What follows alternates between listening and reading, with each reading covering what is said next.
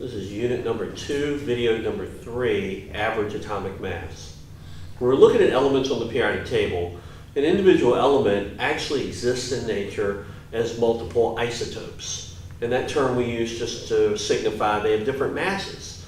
So one atom of, say, chlorine will have a different mass than another atom of chlorine. We've seen that, Cl35, Cl37. Well, the real atomic mass that we assign to chlorine then is going to be the average of these, okay? That average is not going to be a straight average as we're used to. Let me show you an example with copper. Okay, we have copper data up here. There's two isotopes of copper that naturally occur, 63 and 65. Their actual masses to more significant figures are 62.93 and 64.92. If we took an average of these two, we would say that the atomic mass of copper is 64. But that average assumes that both of these are abundant as 50% each.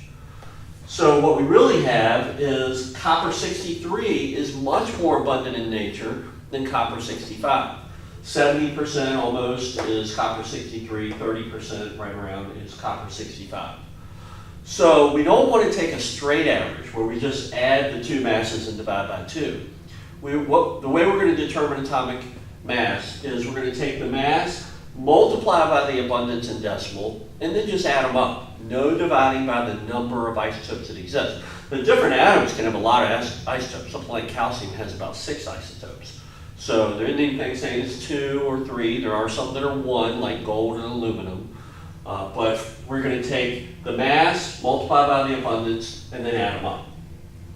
So to do that, the first number there, we're going to have 62.930 for copper 63. We're going to multiply that by the abundance converted to decimal, 0.6917. We all know percent has arbitrarily multiplied 100 in. We have to remove that to do a calculation.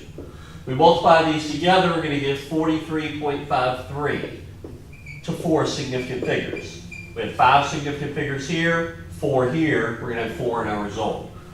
Then we're going to take the second value, the mass and abundance combination, 64.982 or 928 times, and then I'm going to convert that into decimal, 3083, and that gives me 20.02. So now I have the masses found in basically 100 grams of the substance.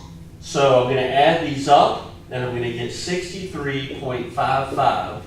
That's going to be my average atomic mass to the correct number of significant figures for the data given. Now, if we look at on the periodic table, the actual value for copper is 63.546, obviously more significant figures than what we've calculated, but our calculation should be correct to the number of significant figures listed. So in general, our average atomic mass is going to use whatever isotopes naturally occur. We need the actual mass data and the relative abundance. We're going to multiply those and add them up. We're not going to divide by the number of each atom.